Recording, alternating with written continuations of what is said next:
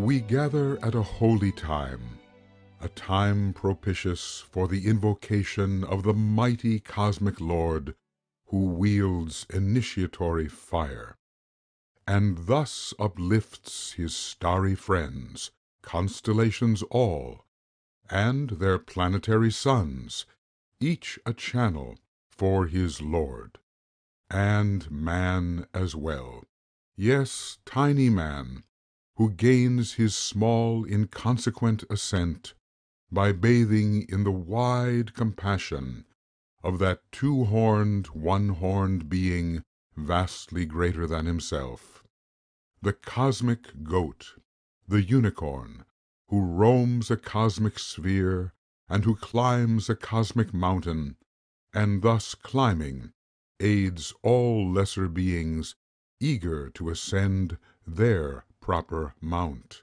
however small that mount may seem to his far-seeing cosmic eye.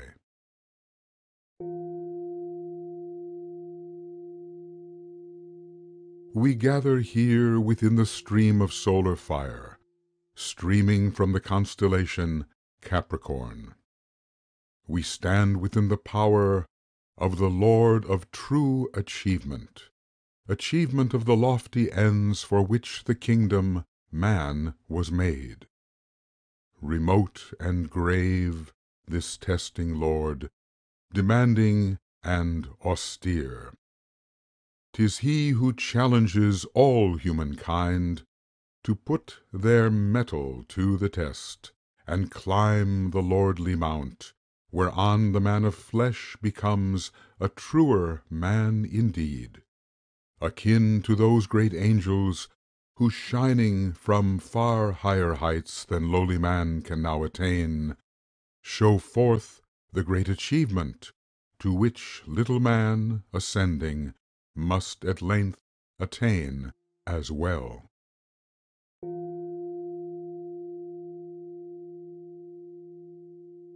Let all cramped and cabined visions of the goal of man now cease.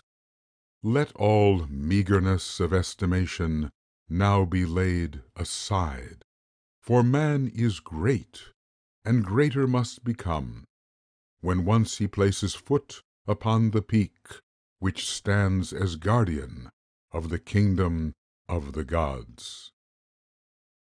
Let striving man become in fact all that the highest, kindest gods would have him be.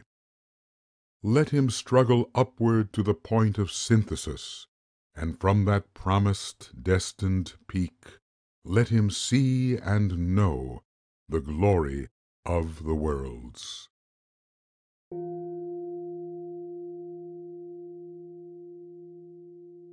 Invocation of the first, third, and seventh rays. Through the unicorn of God pass three potent rays. The first, which sounds the word of law, a law which may not be escaped until its guarding mission be brought to final consummation. For law is will. And will is truly mercy of a cosmic kind, protecting well the path of light, which leads with firm security from dismal outer darkness to the heart of cosmic fire.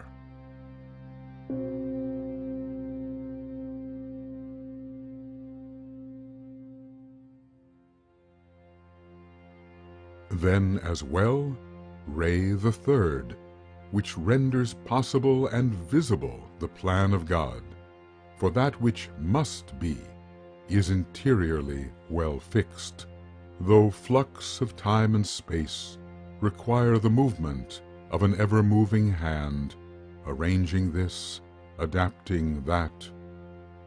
So God's intention may at length express through form, though obdurate and all inert, gross matter would impede.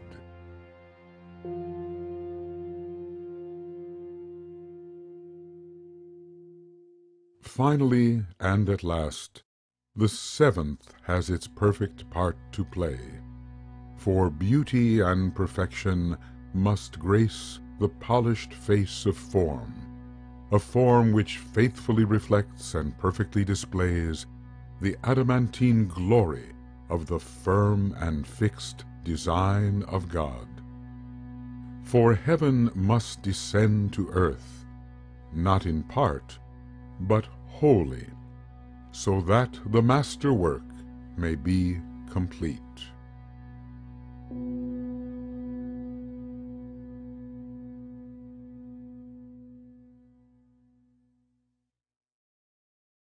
We stand within this triple stream of rays divine, a stream of power and sagacity, and as well of rarest skill, bringing forth perfection. Let us breathe within our aura the fiery red of ray the first, then with an ohm direct it towards the healing of the earth.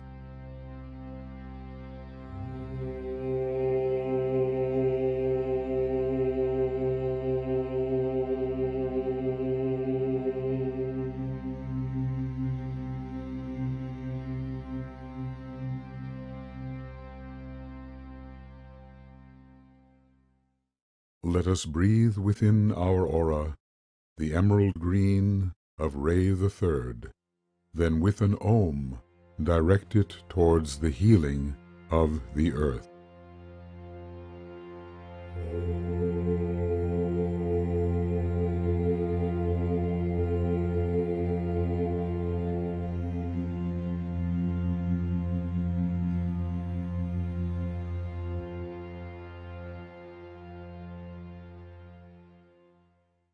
Let us breathe within our aura the violet stream of ray the seventh, then with an ohm direct it towards the healing of the earth.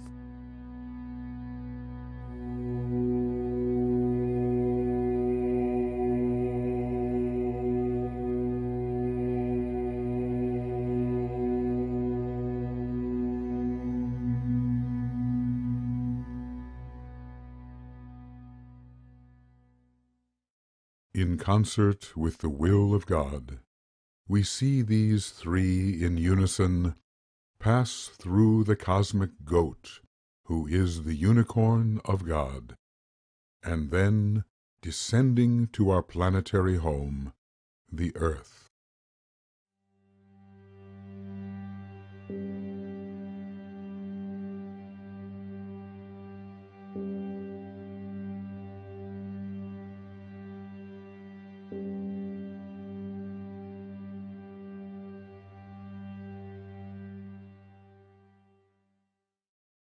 At this our time of monthly invocation, we focus our attention on the cardinal cross of heaven, the cross of liberation, whereon the will of spirit can finally express itself in perfect freedom. The man of earth will find this cross remote, for long must he revolve upon the sacred wheel of life, ere e'en the cross's foot may stand revealed. But destiny cries out aloud to every struggling soul, declaring that the bliss of will and being lie ahead. The purpose of it all must stand revealed, illusion giving way to the naked and appalling truth, patent to the eye of God. A truth too blinding to be seen by those within that lesser ring-pass-not man calls his home. The Spirit, yes, the Spirit calls, electrifying man to do its will, in fulfillment of the cardinal purpose of his life within the plan. Let man then hasten to the mounting of the cardinal cross of heaven. Let him drop apparent good for something greater, and thus pass the needle's eye.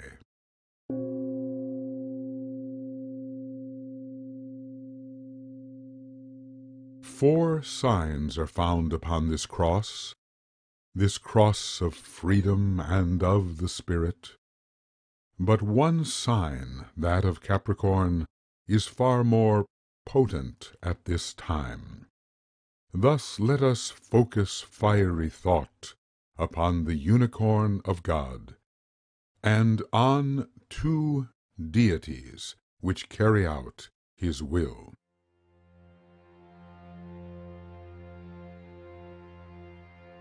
The oldest of the planetary ancients, Saturn, Lord of karma and of form, harsh adversary, yet truest friend of struggling man.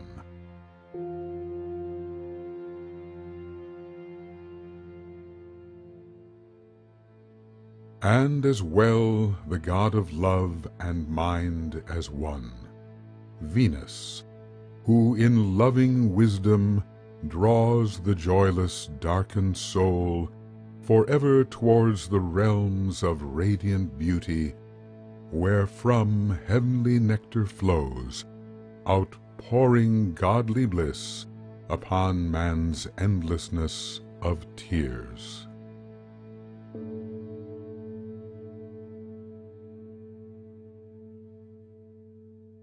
As we focus in our thought upon the heights of soul and spirit we may one day hope to reach, let us open to the strengthening of adamantine will, revealing thus the radiant diamond planted firm within the heart of soul.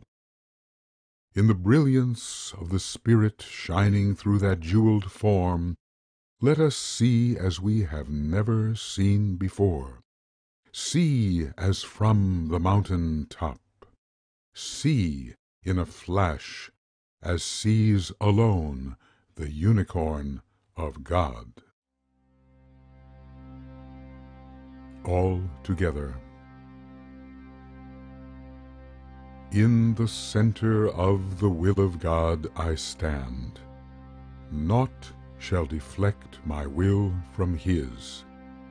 I implement that will by love. I turn towards the field of service. I, the triangle divine, work out that will within the square, and serve my fellow men.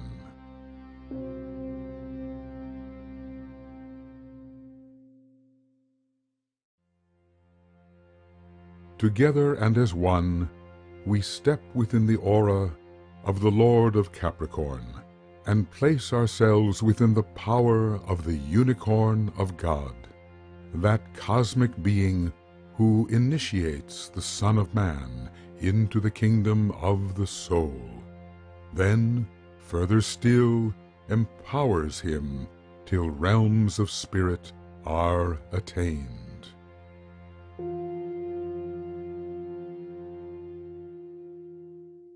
What is the being man? Whence and wherefore has he come to earth? Why and whither does he go? To these eternal questions surely answers true and lasting can be found, for highest reason guides the whole of man's aeonial quest. Is not man a radiant pilgrim from the loftiest spheres descended, banished into deepest matter, only to return in joy unto the highest heights? Is not man a native son of ultimate and boundless space, compelled to wander, through his choice, this gloomy, dualistic world, yet bound for restoration of his lordly pedigree? Is not man great, though he seem small? Is he not high, though he seem low? Surely now the time has come, for potent cycles now decree, when once again man may ascend, attaining to that altitude from which in distant ages he, in love and in compassion, decided to descend.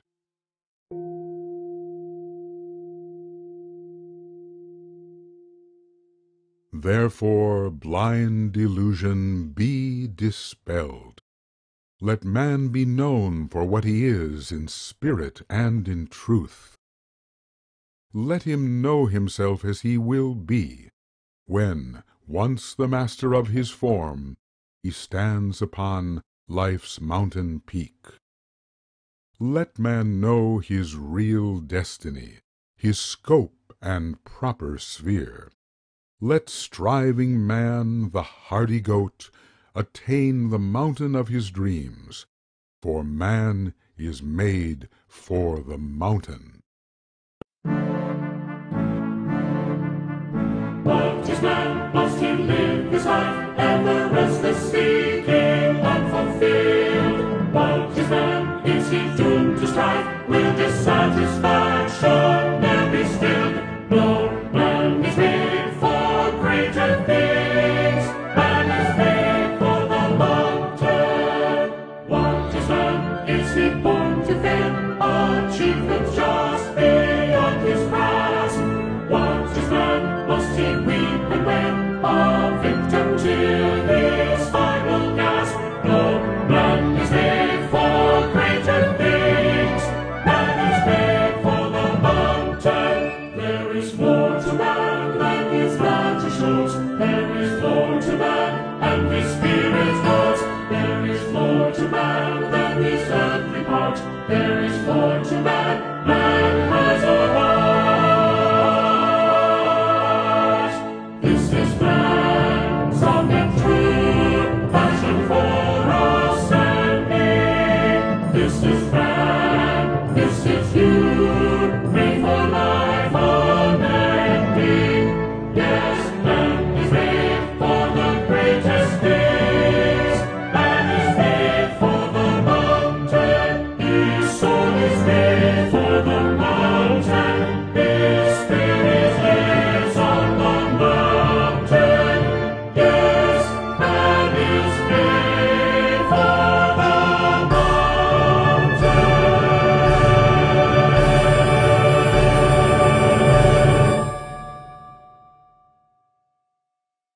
In meditation deep, let us contemplate our destiny. Are we creatures merely of the depths and plains, or are we destined for the heights? Where do we choose to live and breathe, and why? If we care not to ascend, then nothing need be done. But if to climb we purpose, with intent to stay upon the heights in spirit and in soul, e'en though we labor in the depths, there is more than much to do. Where then do we really stand? And whereon would we stand? Let us ponder deeply.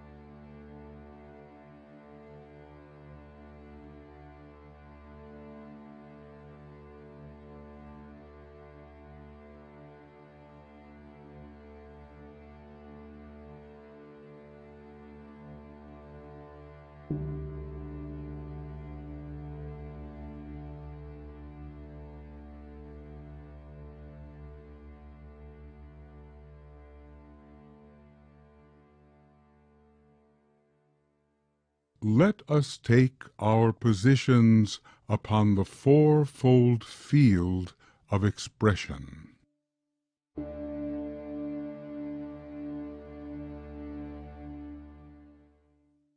Though now we may decide whether or no to make the climb, it was not always so.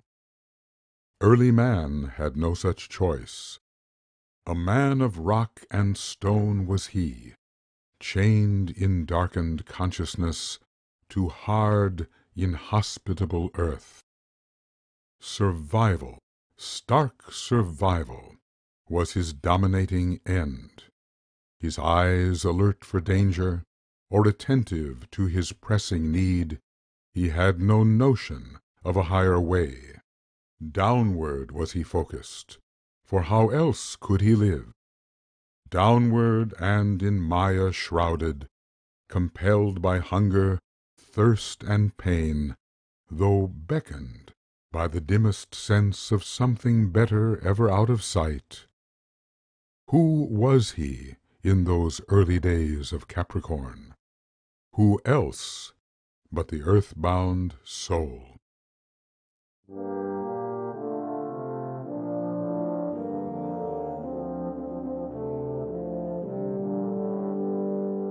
Heavy are the chains of earth, heavier still my feet.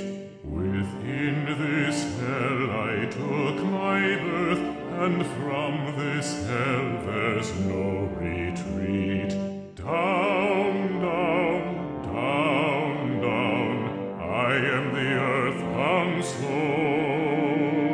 Down, down, down, down, I am the earth-bound soul.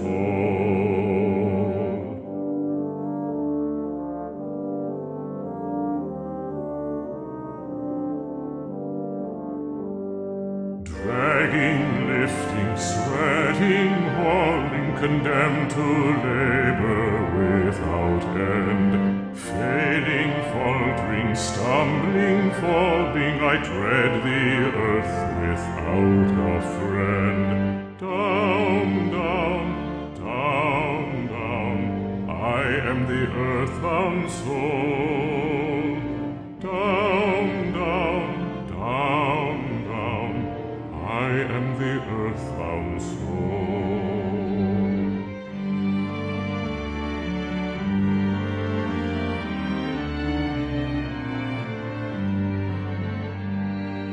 I see not but that before me, or that which lies below. 'Tis said there is a realm above me, but of that realm what can I know? Nothing more, my weary eyes see nothing more, nothing more, nothing more, nothing more than matter. Down, down, down, down, I am the earth-bound soul. Down, down, down, soul.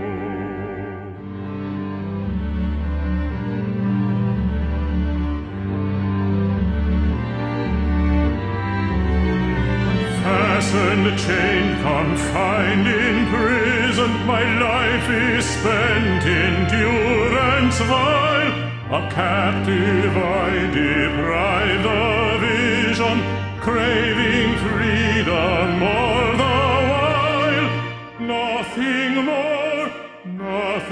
more, my weary eye see nothing more, nothing more, nothing more, nothing more than matter.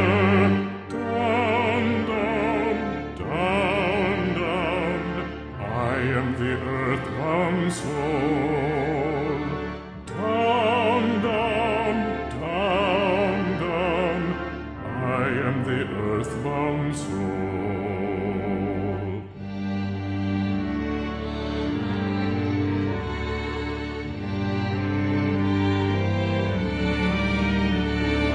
Could I see the sky above me? Could I see the vault of heaven? That starry vision would renew me, and my drooping spirit lend. A man of rock, a man of stone, welded to this earthen terrain, a man of clay, a man alone, blindly toiling without aim. Nothing more, my weary eye see nothing more, nothing more, nothing more, nothing more than matter. Down, down, down, down, I am the earthbound soul.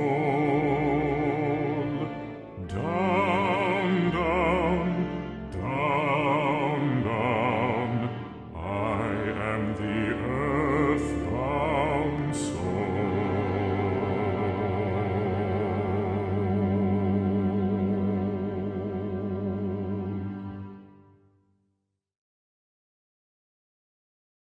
Aspiration for the heights burns bright within our hearts and minds.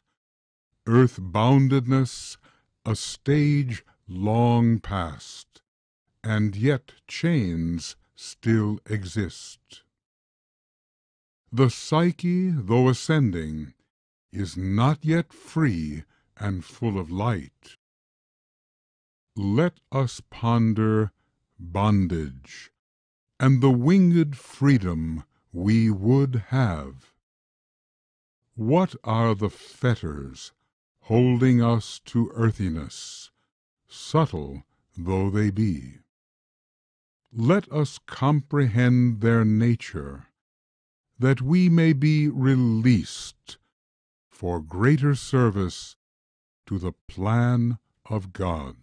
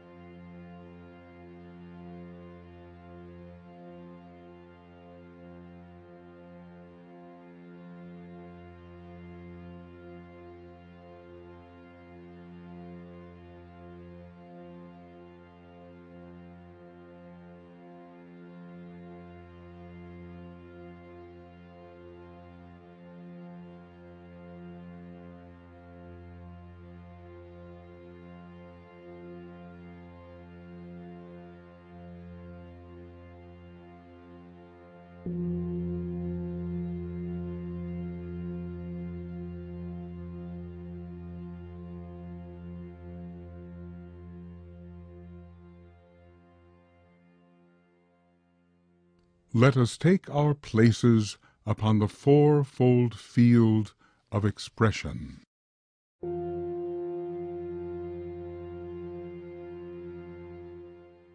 The fettered human spirit will not tolerate suppression. Suffer though it may, it cannot be for long subdued. Rise it will, e'en though at first through basest selfishness and strife.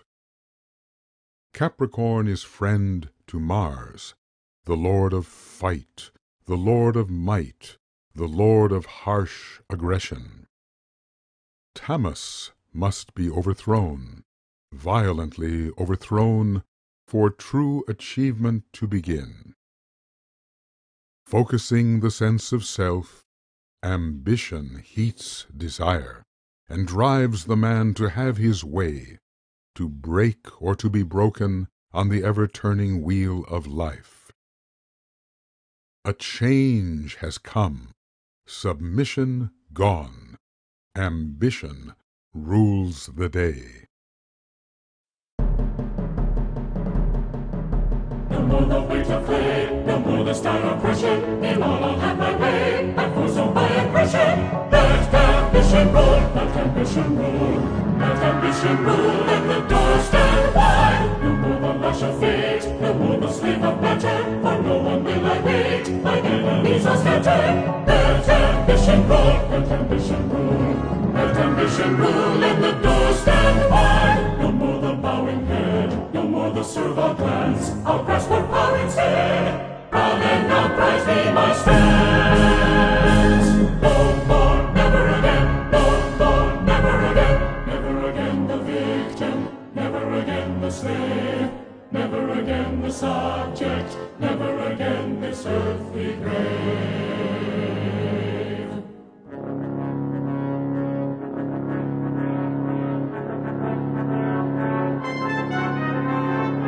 No more, never again. No more, never again. No more, never again. No more, never again. Let ambition rule, let ambition rule, let ambition rule, and the door stand wide. Let ambition rule, and the door stand wide. Let the door stand wide.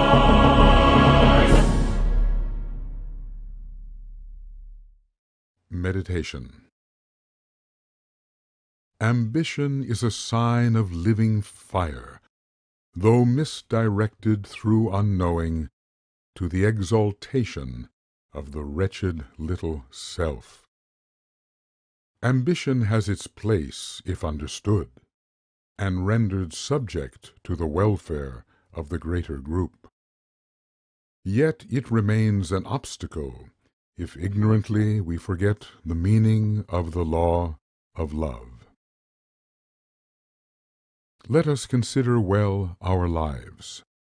Though we say we love our brother, as in fact we often do we harbor hidden motives, striving for ourselves alone? Let us examine our desires, their focus and their urgency, and what we would condone to have them fully satisfied. Are we ambitious for ourselves alone, or for the greater good? Let us ponder.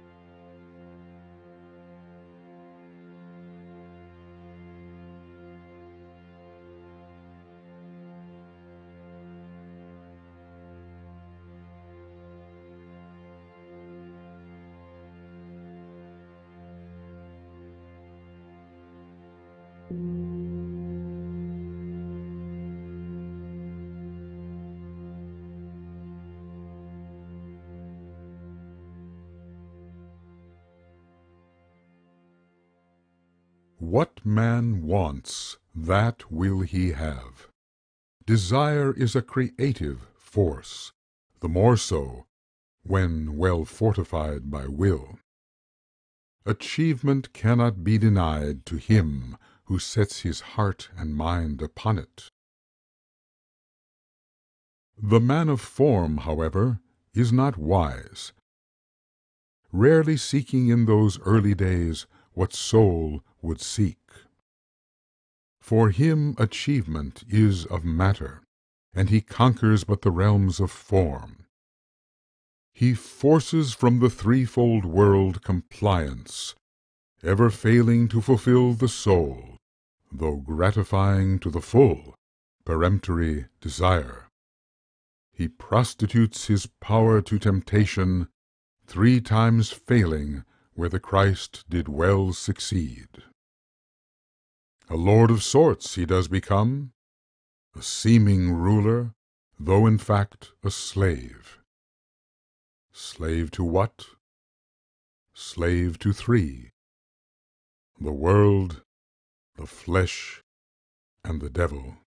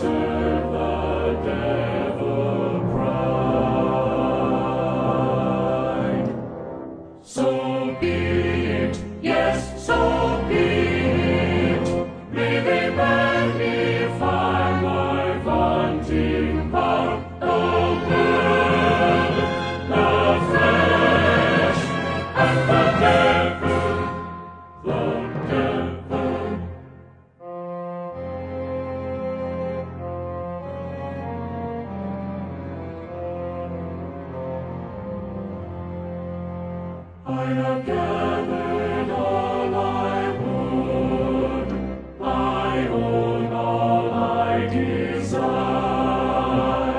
Besides my will I know no should, I will have what I require. I seize the world, I grasp the flesh, I force the flattering devil pride.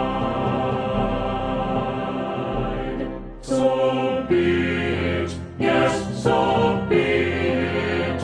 May they magnify my surging power, the word, the flesh, and the devil. The world is mine, the flesh is mine, I proudly serve the devil pride. So be it, so be it, may they magnify my mighty power, the word, the flesh, and the devil, I am the world, I am the flesh, I am the devil pride. So be it, so be it. May these 3 my mighty power exalt. The word, the flesh, and the devil. The word, the flesh, and the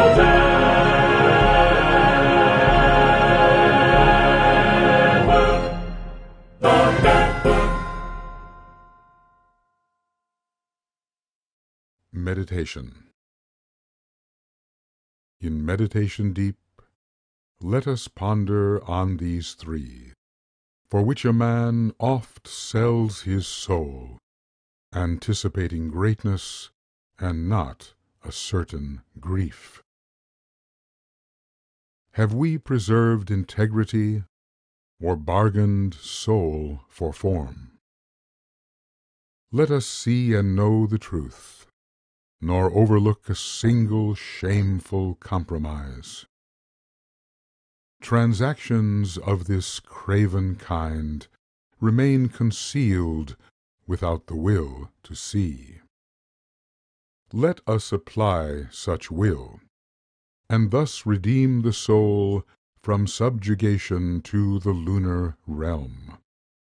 Let us see how we may triumph o'er the deadly three, the world, the flesh, and the devil.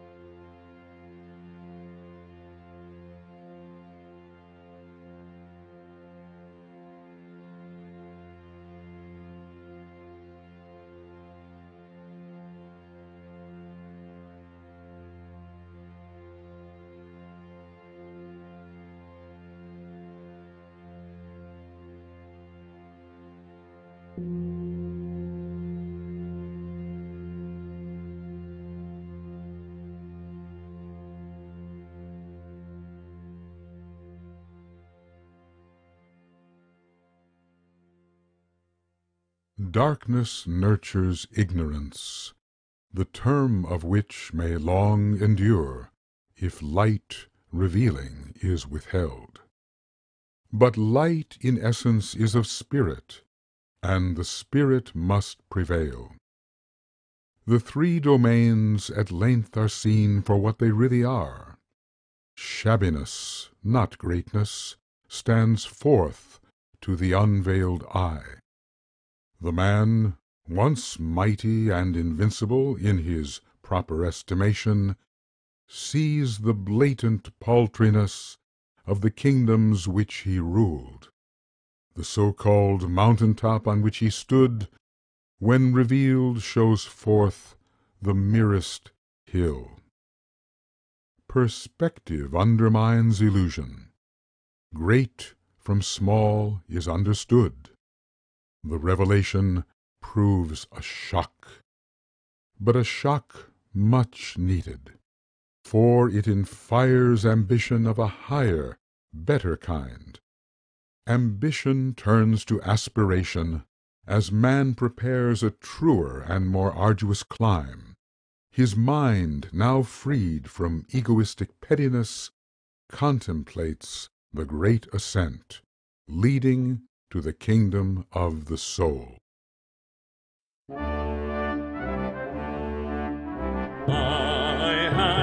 I have seen what I wish I had never seen, what I never thought to have seen. My mountain is small, my mountain is small. Now I know what I wish I had never known, what I never sought to have known. My mountain is small, my mountain is small. There looms above me something greater, a lofty mountain of vast expanse. Must I acknowledge a creator and throw aside my prideful stance? For my mountain is small, my mountain is small. I must climb to a height far above my own, to that lofty peak alone. For my mountain is small. I must strive to the summit of my life, even though I must lose that life. For my mountain is small. My mountain is small.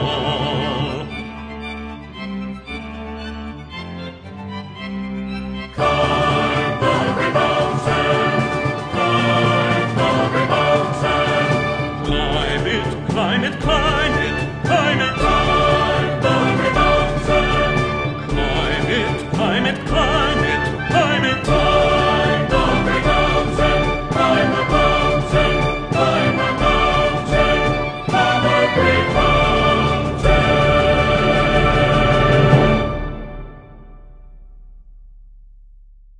Meditation. In meditation deep, let us ponder great from small. Do we understand co-measurement? Do we value most the highest? Or do we fail to mobilize our energies for rigors of a higher kind? Is aspiration keen enough, strong enough, to bring success in this most strenuous of quests? Let us ponder carefully.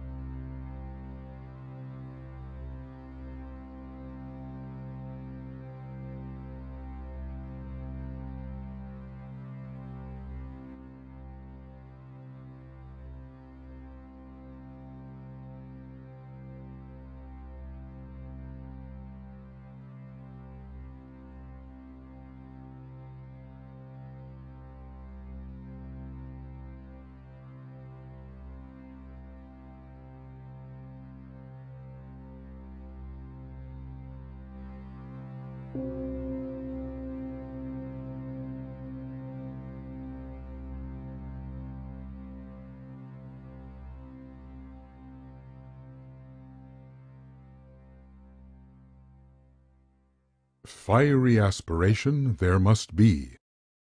Even planetary lords and those beyond aspire to reach a distant goal.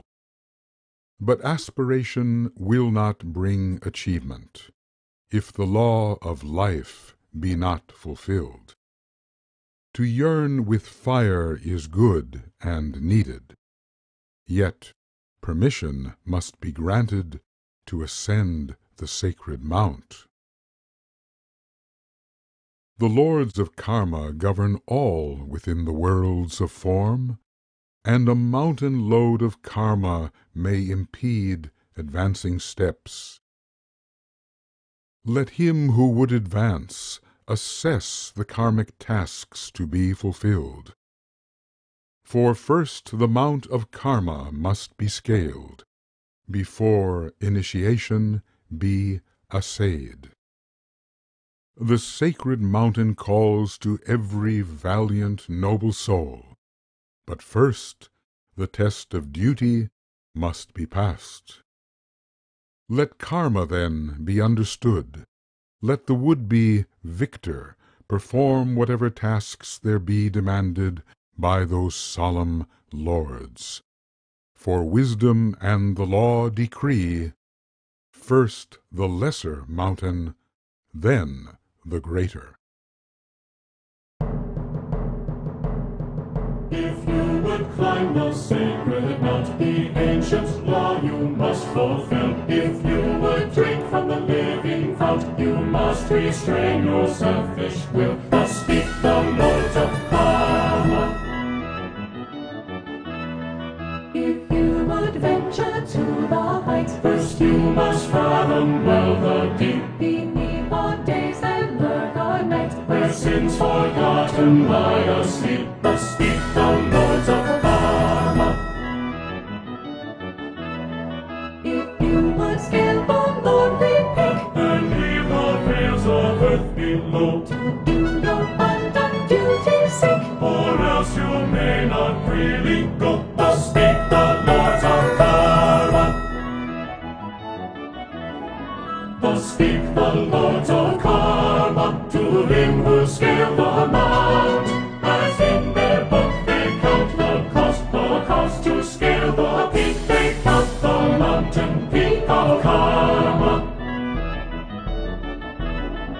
The mountain of the spirit has for its lesser peak.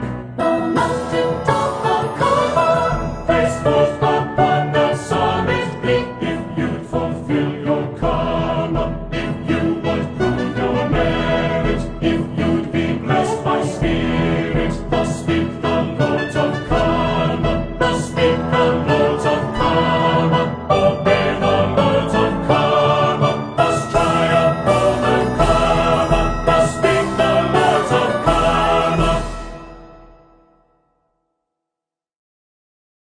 Meditation. In meditation deep, let us ponder well our karmic task. Ambition one day turns to aspiration, but aspiration must fulfill all duties ere it wing its way to heaven. Let us survey the pattern of our karma, the things undone which must be done, if we would ever clear our way for our ascent unto the higher mountain peak. Though the law of karma in completeness be obscure to mortal mind, inscrutable its weavings, inextricable its myriad threads, let us seize upon at least one pattern of significance to free ourselves and clarify our path. What pattern do we see? What may we do to balance our accounts? Let us ponder.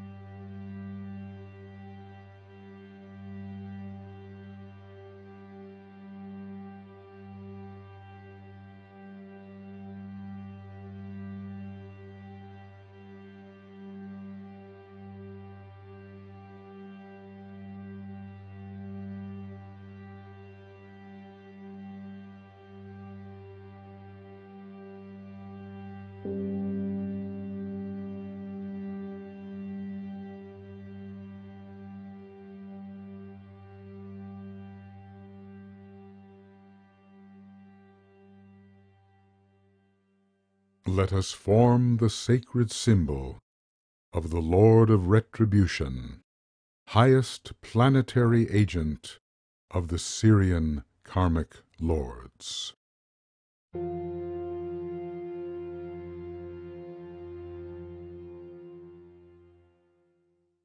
The law of karma is severe, though mercifully just. It is wielded from above, from brilliant Sirius and beyond. Within our solar system, Saturn is its major agent. Saturn, oldest and in one respect the greatest of the planetary gods. Though Saturn seem a foe, he is a friend indeed. He holds us to account, ensuring we fulfill the law and thus proceed in merit. Duty done leads surely to the soul, and Saturn is the Lord of duty. Work performed with excellence will guarantee the manifesting of the plan of God, and Saturn is the Lord of work. Justice in all dealings with our friends and foes alike upholds the fragile social frame, ensuring triumph of the good, and Saturn is the Lord of justice. Responsible is he, more so than we know, for bringing struggling man the long way home. Let us now invoke this potent Lord austere, seeking his exacting blessings on all humankind.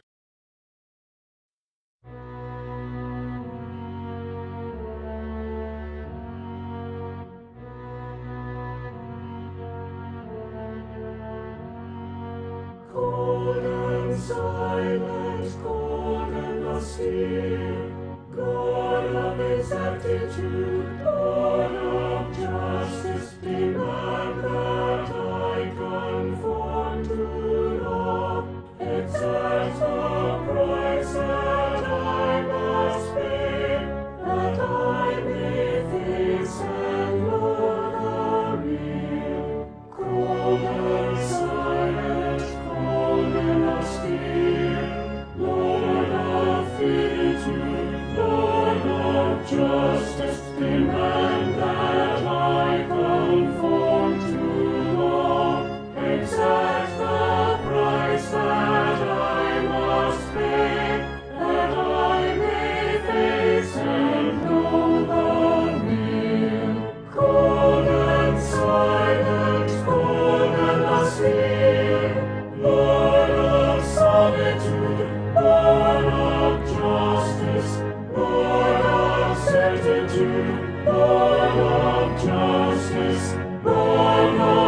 exactitude, Lord of justice, Lord of necessity, sovereign Lord of justice.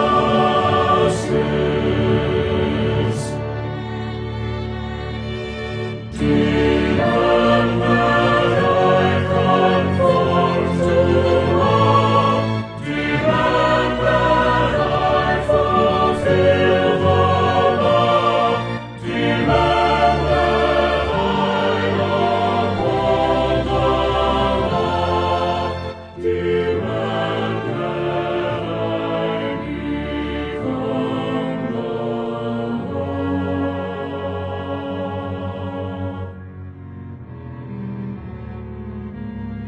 Cold and silent, cold and austere, Lord of exactitude, Lord of justice, exact the price that I must pay to terminate this woeful way, and enter the eternal day.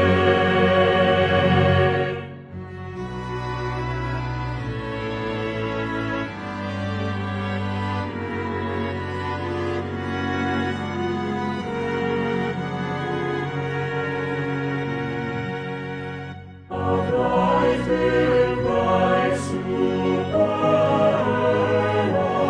upright within supernal light, upright upon the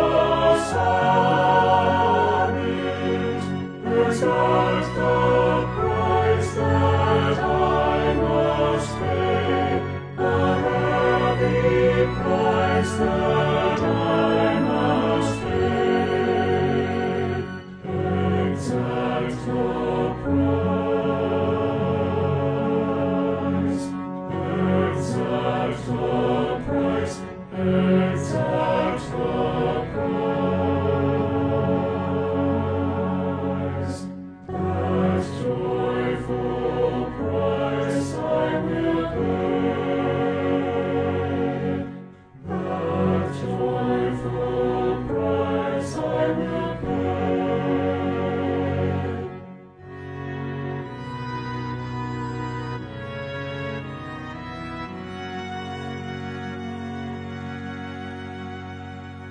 Cold and silent, cold and austere, Saturn now exacts the price.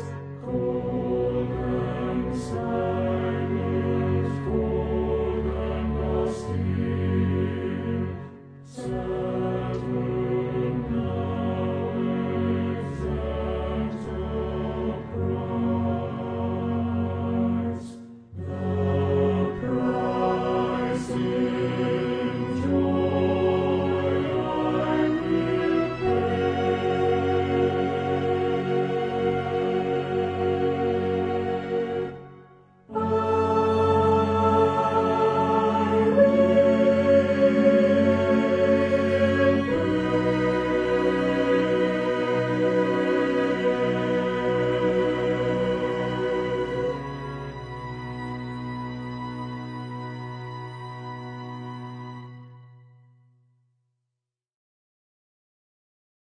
Meditation. In meditation deep, let us welcome Saturn to the inner sanctum of our lives. Let us thank him for his rigor, for insisting that we think and do the right. Let us determine where his potent ray may be applied, and then welcome application. For Saturn points the way into the hierarchy of life. He speeds us through adversity into the bosom of the Lord. Let us realize his blessings and see the many ways that he has helped us live the life divine.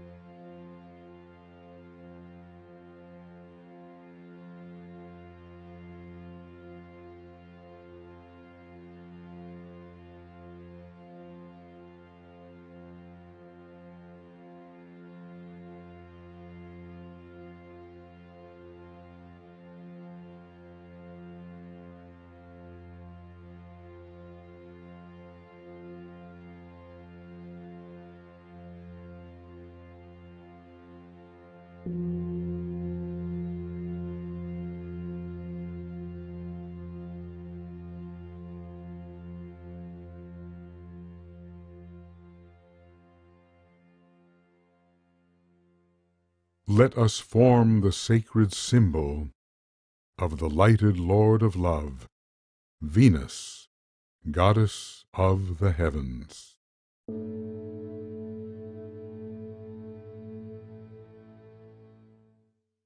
The harsh and certain way of Saturn points the way to greater light, the light upon the mountain. The beauty of that living light attracts the weary mountaineer, who halfway up the mountain may not sense the strength to further climb. But Venus proves so lovely in her irresistibility that weary limbs are soon revived, and the heart sings out anew. 'Tis said that love will conquer all, even stark adversity, and this is surely true. Let us call upon the Lord of light sublime, the Lord who fills with rarest beauty all the light of mind. Let us call upon the Lord who waits to greet us at the mountain top, the Lord of all redeeming love.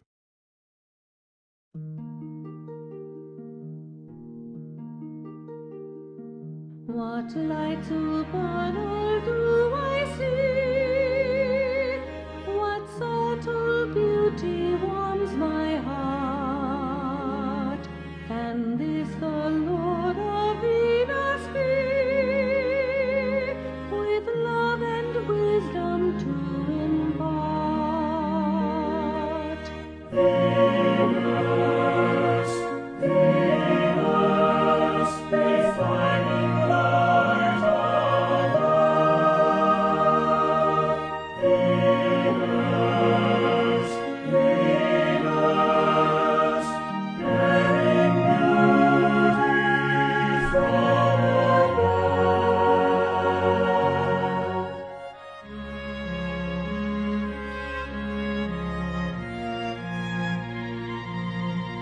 What heavenly fragrance do I scent?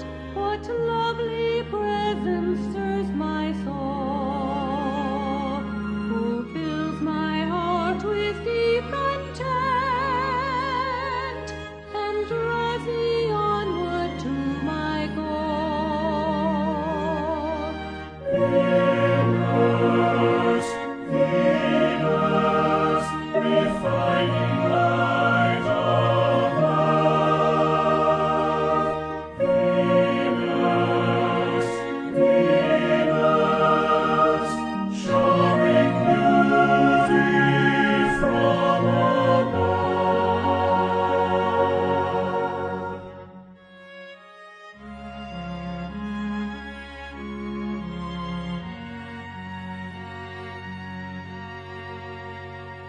Who bathes this mind in life sublime, merging thought in unity, so gently dissolving the curse of time, beauty enters eternity. Venus, Venus,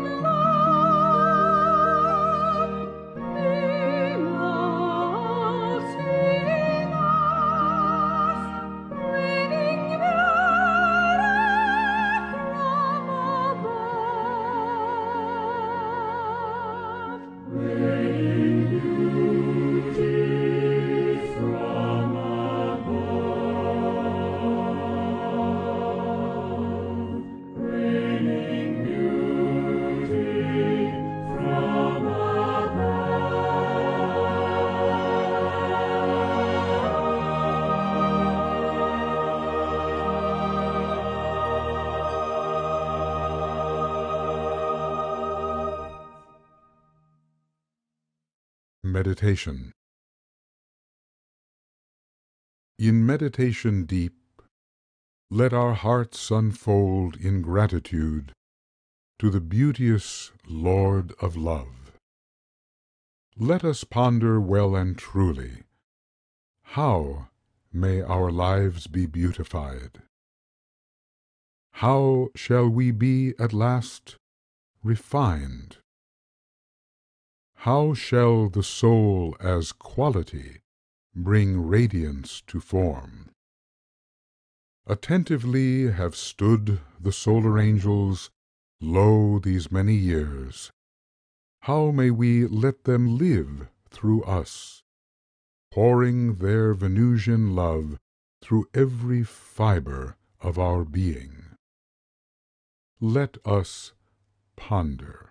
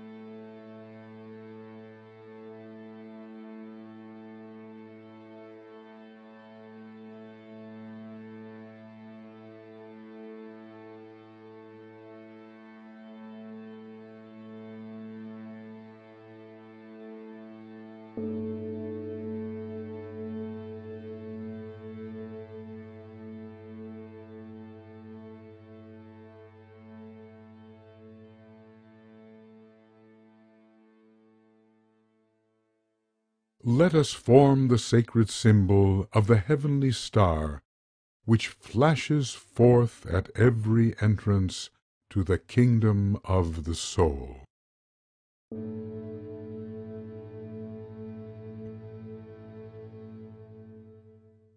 And when we stand upon that mountain top, apparently alone, in the clear, cold light of God, what shall we see?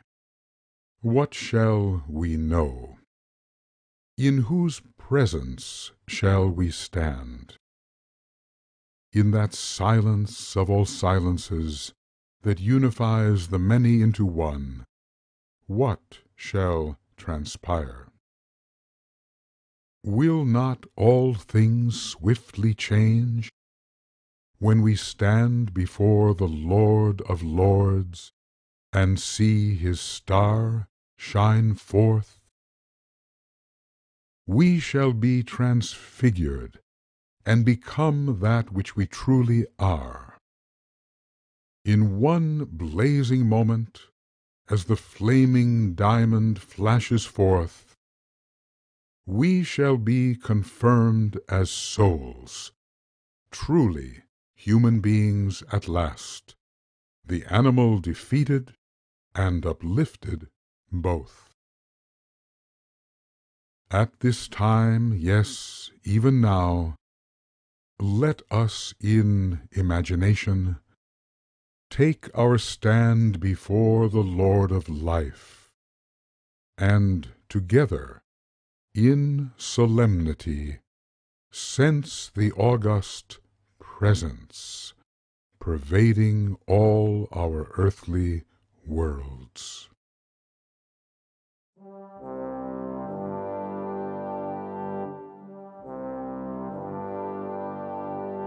We take our stand, we take our stand, alone upon the mountain top,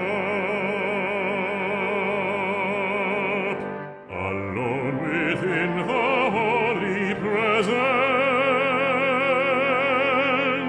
the presence of the Lord of the world.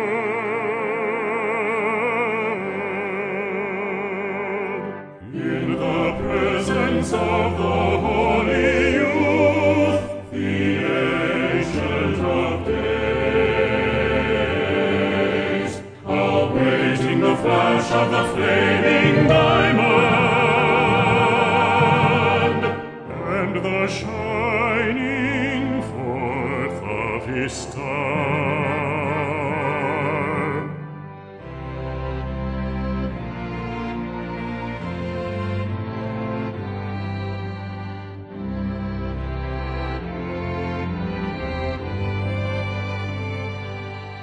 We face the east, we face the east, in the radiance of the rising sun, in the presence of the solar youth, the presence of the Lord of the world.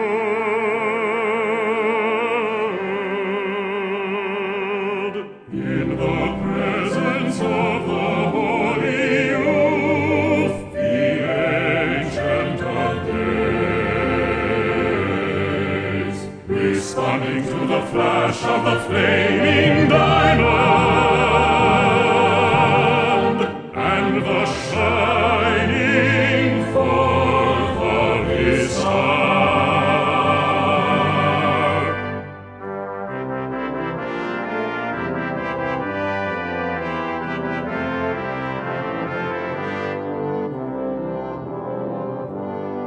We know the one, transfigured in the light of the planetary God, transfigured in the presence of the synthesizing Lord, the presence of the Lord of the world.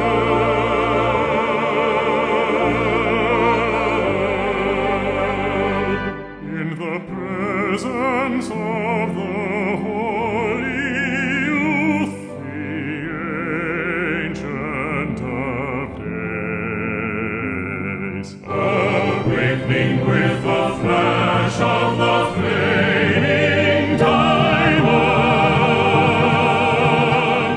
and the shining forth of his star.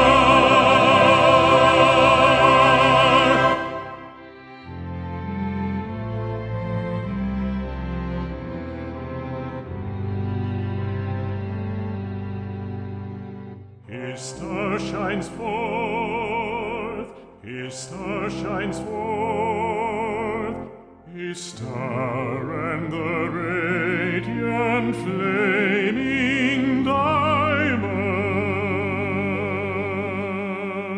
the flaming diamond of the power and glory. The power and glory that is. His star shines forth, his star shines forth, his star shines forth.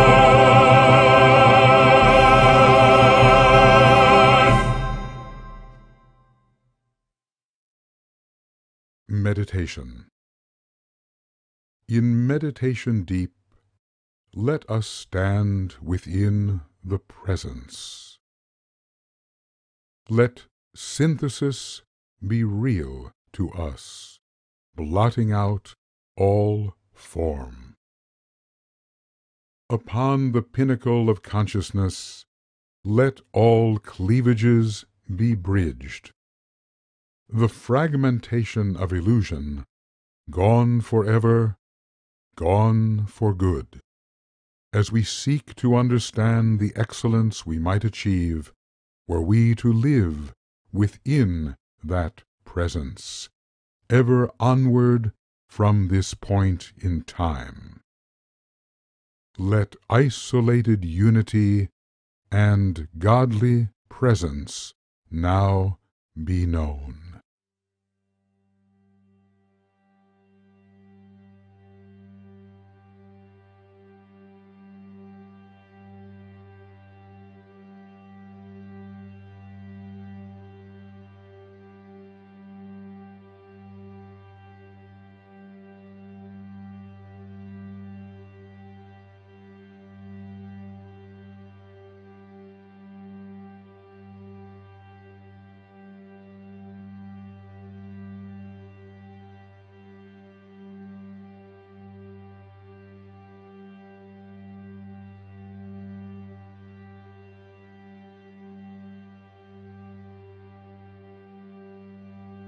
Let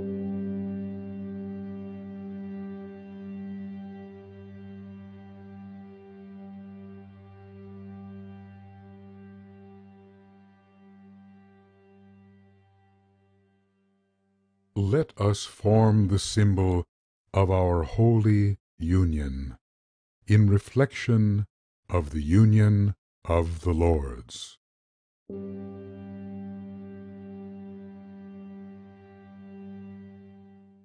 Who are they who stand united, radiant in supernal light?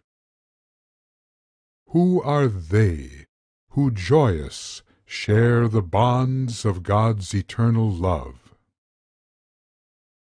Who are they who form a guardian wall, protecting all the sons of man? Who are they, indeed? Are they not priests within an order higher than all priestly orders of the earth? Are they not priests whose hyparxis is the Lord of life himself? Are they not priests in the service of the highest center of all centers? Priests of the order of Melchizedek. We enter the kingdom of the soul, the kingdom of supernal light, the kingdom of transcendent love, as priests of the order of Melchizedek.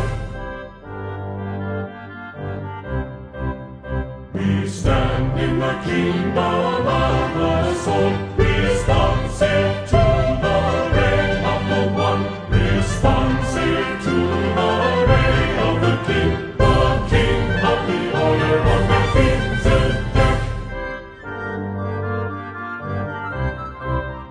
We live in the kingdom of the soul, brothers united in the service of the one, sons of the Lord and Father of man, the Father of the order of Melchizedek. In this world, not of this world, wedding heaven to the earth, serving thus the Lord of love, serving thus the Lord of life, who is King of the order of Melchizedek, who is Father of the order of Melchizedek. We are priests of the order of Melchizedek.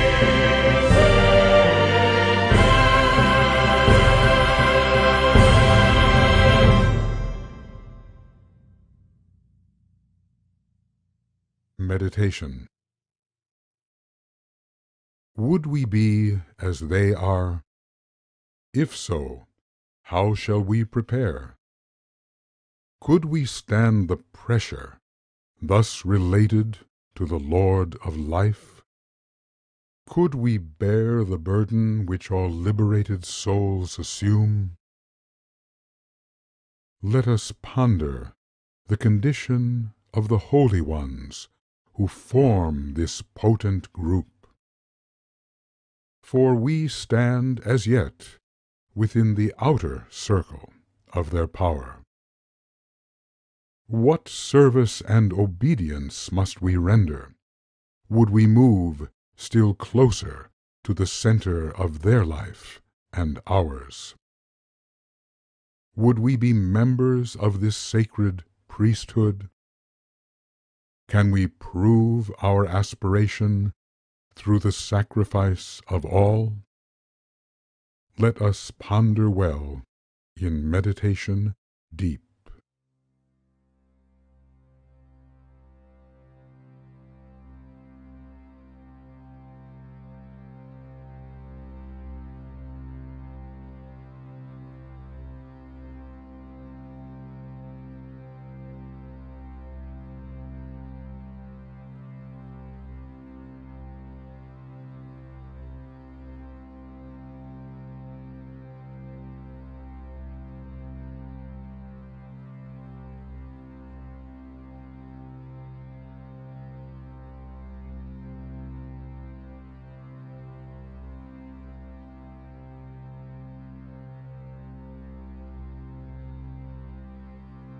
The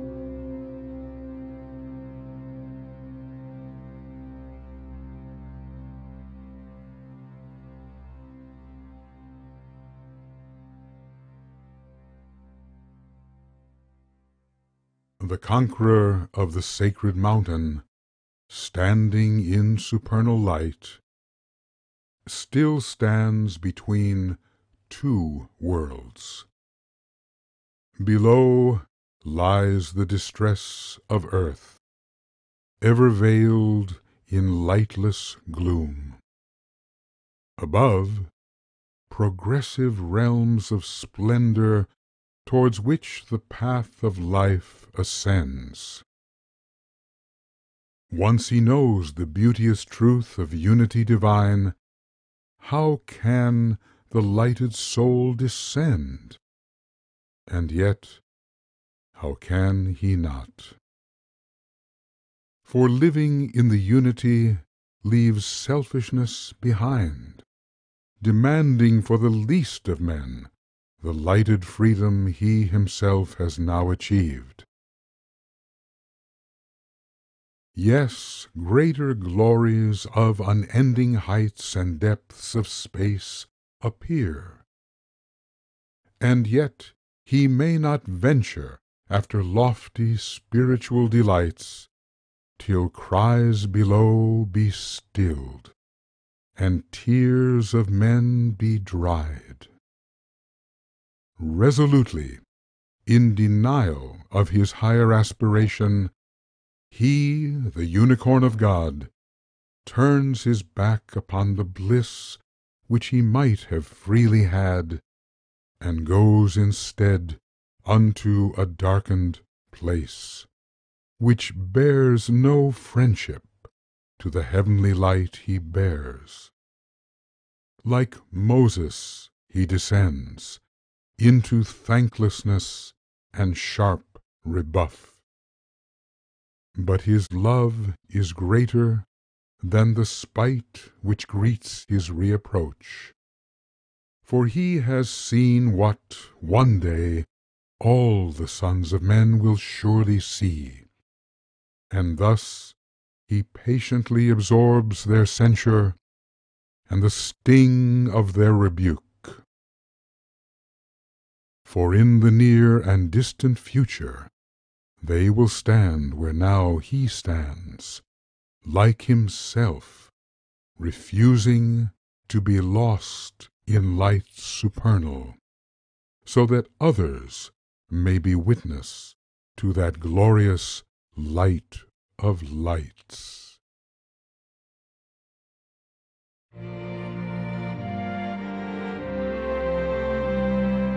Lost am I in life supernal, lost am I in life supernal, why should I return? Lost am I in life supernal, lost am I in life supernal, for greater glory still I yearn.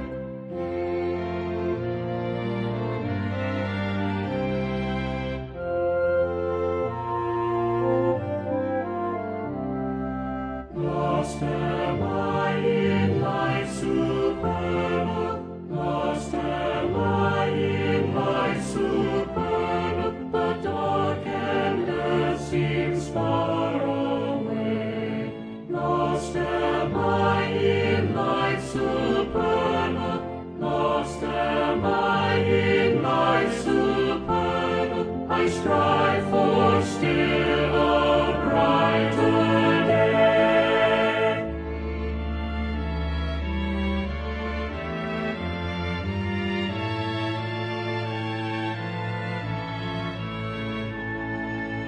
Upwards, ever upwards, my questing spirit bids me strive. Upwards, ever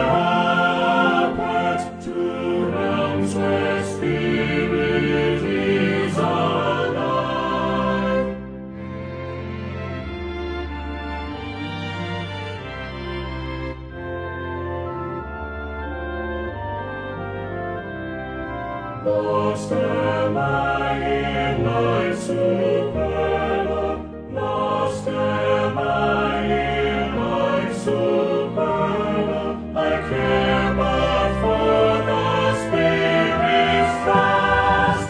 Lost am I in thy supernal, lost am I in thy supernal. The human race has lost thy trust.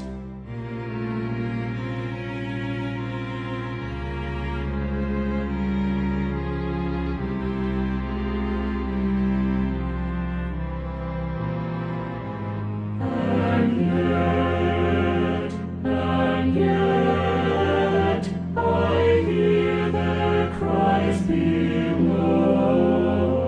No matter where my vision leads, I hear their plaintive cries below.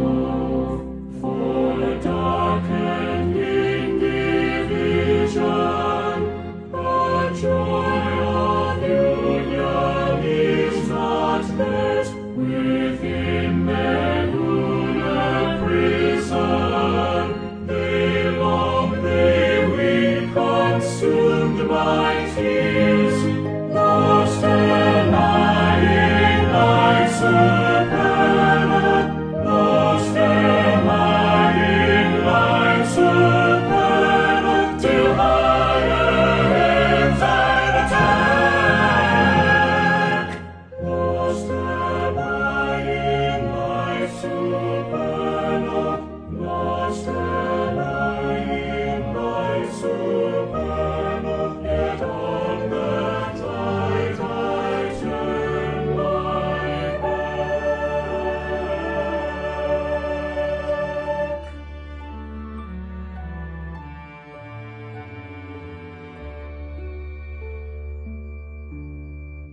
For I hear their cries below, their plaintive cries below. And downward, downward I must go.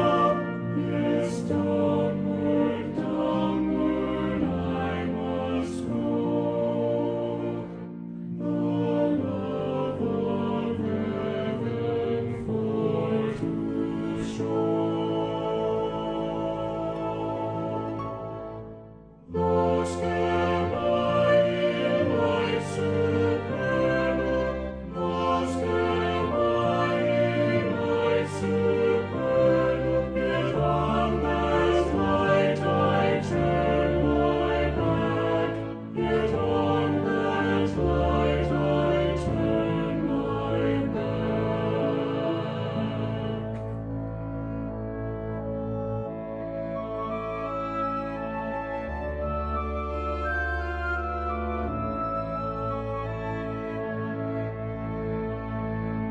For the sake of the world I turn my back.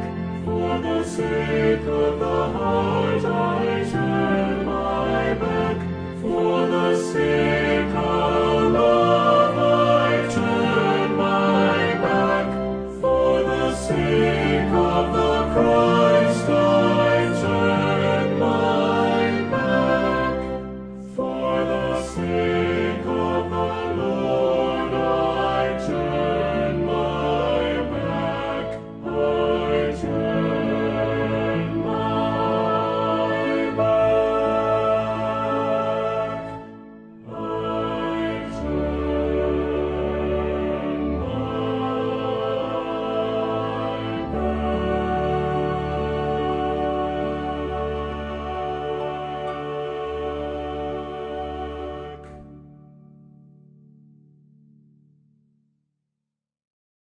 Meditation. In meditation deep, let us dwell within the highest light we may conceive. What does that holy light reveal? Does it awaken our compassion? Are we truly bearers of that light? Have we turned our back upon the light to better aid our brothers on the path? Let us ponder our relation to the light which shines in glory on the mountain top of life.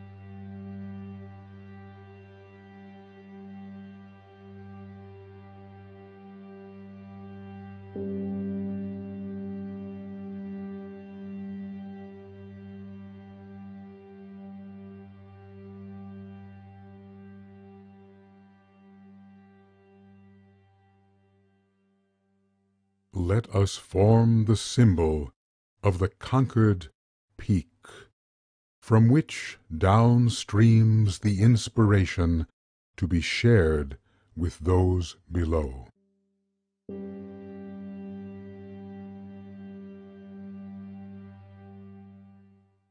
With decision and dissent behind, the bearer of the light goes forth to salvage and uplift. With spirit and with strength, he strives to waken all he meets unto their destiny divine. He shocks inertia till it stirs, directs desire till it releases hold of lesser things. Instilling a new rhythm, he charges men, approach the soul, be witness to the mountain, which at length or even now you may ascend. He, the conqueror of death, would raise to life the living dead, that they, as he, might pass the gate which leads unto eternal life. From dust unto the starry heights he bids his brothers rise.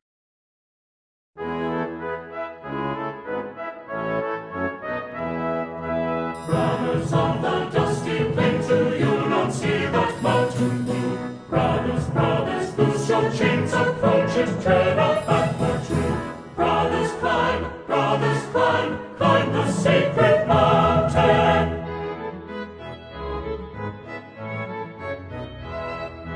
Brothers of the dusty plains, Do you not sense the upward way? brothers, little time remains, approach and climb this airy plain. Brothers, climb the sacred mountain.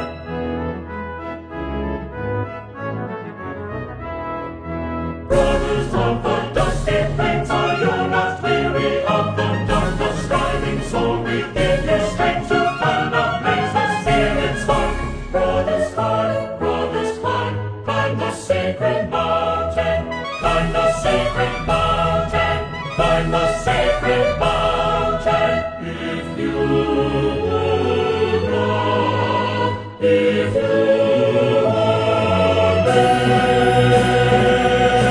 live, climb the sacred mountain. Meditation. In meditation deep, let each conceive a mountain blue, the mount of triumph of the Spirit's victory. And seeing this in clarity within the inner eye, let us pose these questions to ourselves. Know we how to share achievement, if we have achieved? At home within the holy fire, can we inspire our brothers so their fire burns more fiercely? If we have climbed successfully, What can we or what will we do to help our earth-bound brothers climb? Do we care? What can we, will we do to help them climb the sacred mount? Let us ponder.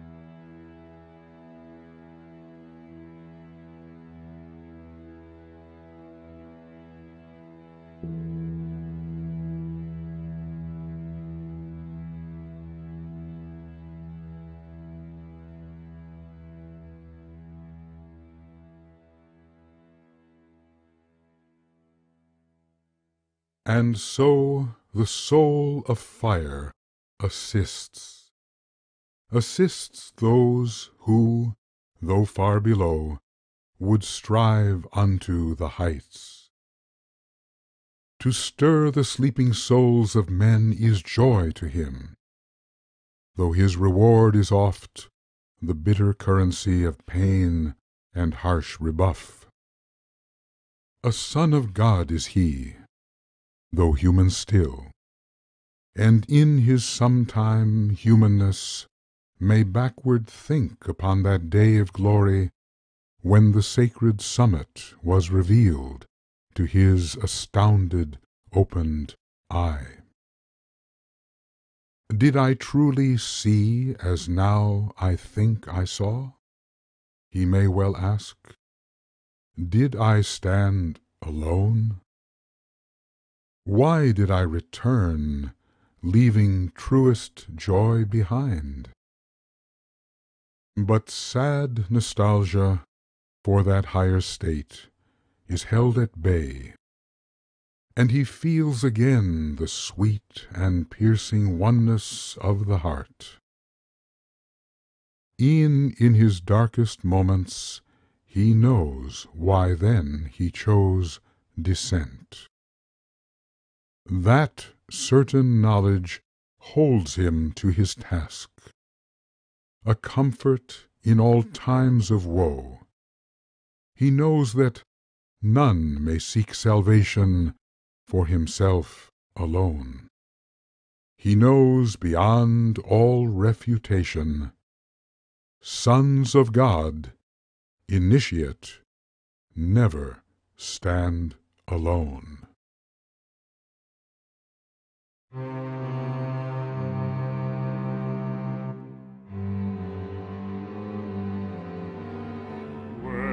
I stood alone before the Lord of the world, did I truly stand alone?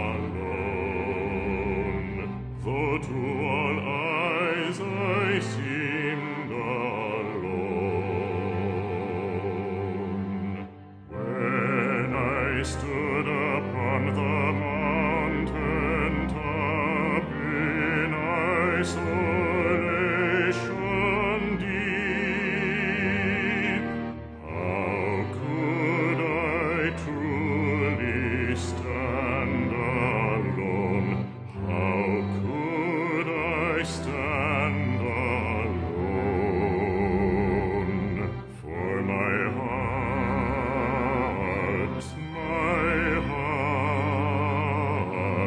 was bound in love.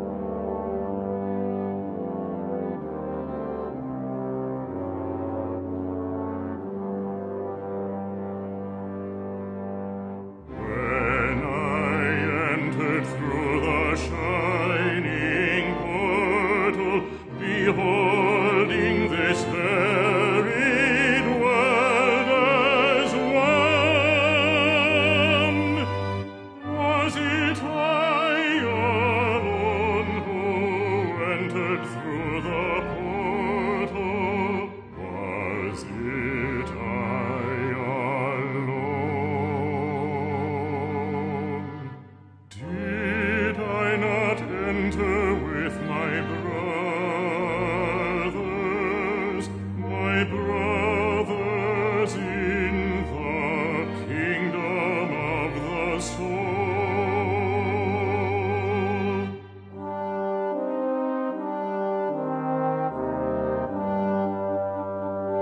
For wide, wide, wide is the holy door.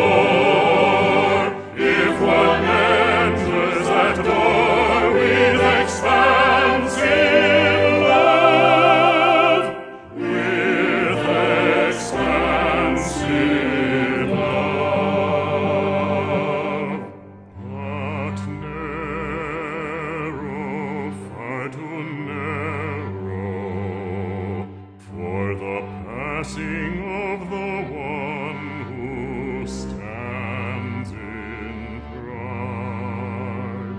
Wide, wide is the door for the one who dwells in eternal life, for he sees all the world from a point austere, for he sees all brothers as himself, for he sees all souls flowering together in the heavenly field. And all spirits as one spirit, dancing in the heavenly flame.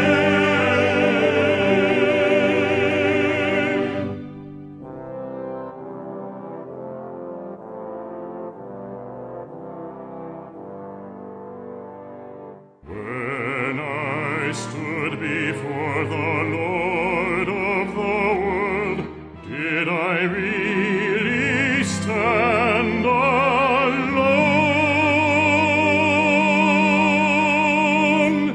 No, no, no. I never stood alone, for I stood in the love of the Christ, for I stood in the fire of the Lord of the world.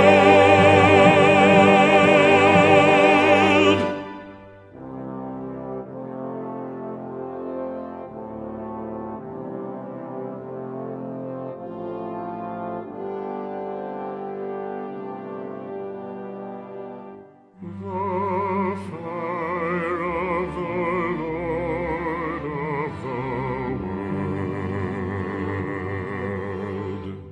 in whom all things are one,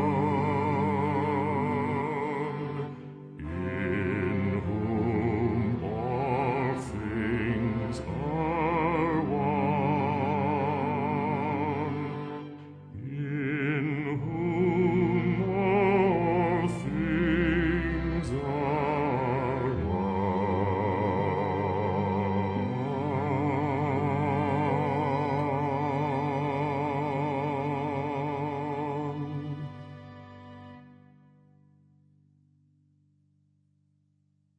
Meditation. In meditation deep, let us ponder that aloneness which is joined to God and man in love. Let us realize that though we seem to tread the arduous path in growing isolation, that isolation is the mark of nearness to the heart of God. He who seems to stand alone upon the icy peak is intimate unto God's love, warm within the solar rays, though outer form be frozen fast. let us ponder paradox, the strange equation which demands stark isolation as the heavy price of union. But that price is naught beside the endless bliss revealed.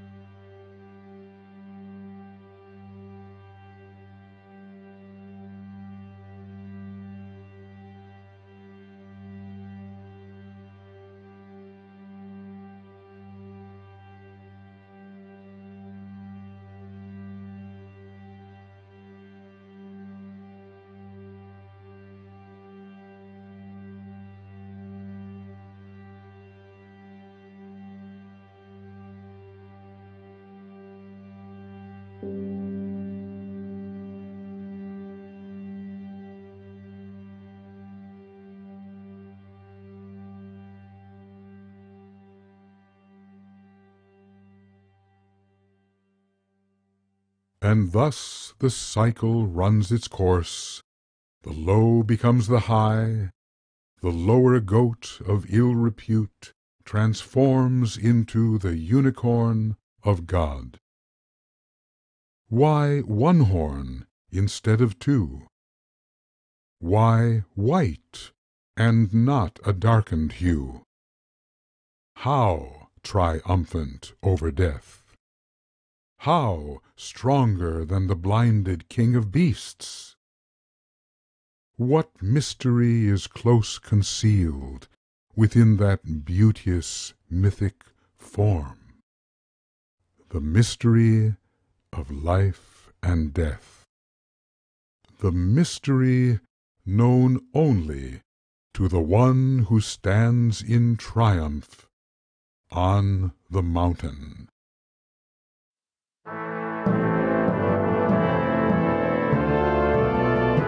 Sing praise to the unicorn of God, the conqueror of death, enfired by the power of the flaming rod, breather of the fiery breath, the white and holy unicorn, triumphant, holy unicorn.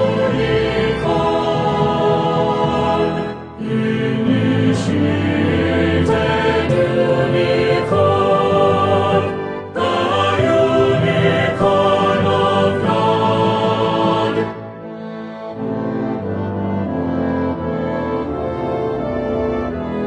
Sing praise to the unicorn of God, majestic fighting beast, mounting to the heights where few have trod, that monadic power may be released. The bright and holy unicorn, triumphant, holy unicorn. Initiated unicorn, the unicorn of God, the unicorn of God, the unicorn of God. Sing praise to the unicorn of God. The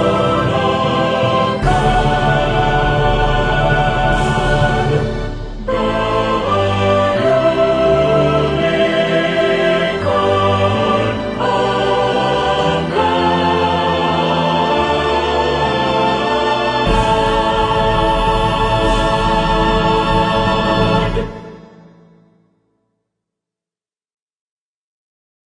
Meditation. In meditation deep, let us focus on the unicorn of God, standing in monadic might. Let us sense his triumph. Let us take our stand within the synthesis of spirit. Let us know the two as one, then comprehend the one withdrawn within the ever-potent point. Who is this noble beast we must become? Why does he rule the sacred mountain peak? Who is this valiant unicorn of God? Let us ponder and identify.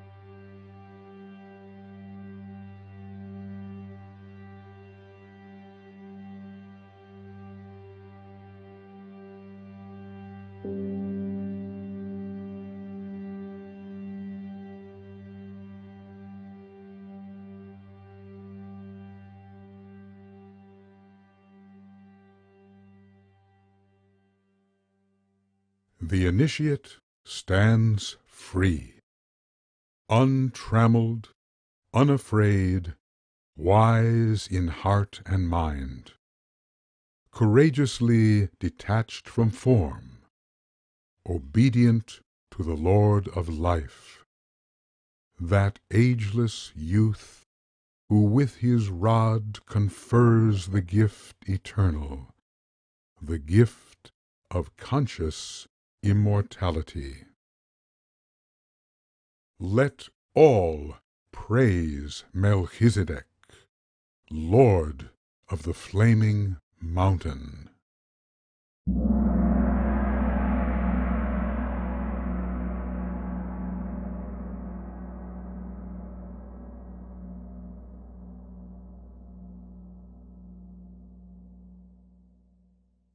Then, as wisdom adds to wisdom, we may well and truly say, lost am I in light supernal, yet on that light I turn my back. Together, lost am I in light supernal, yet on that light I turn my back. Let us return to the circle of invocation.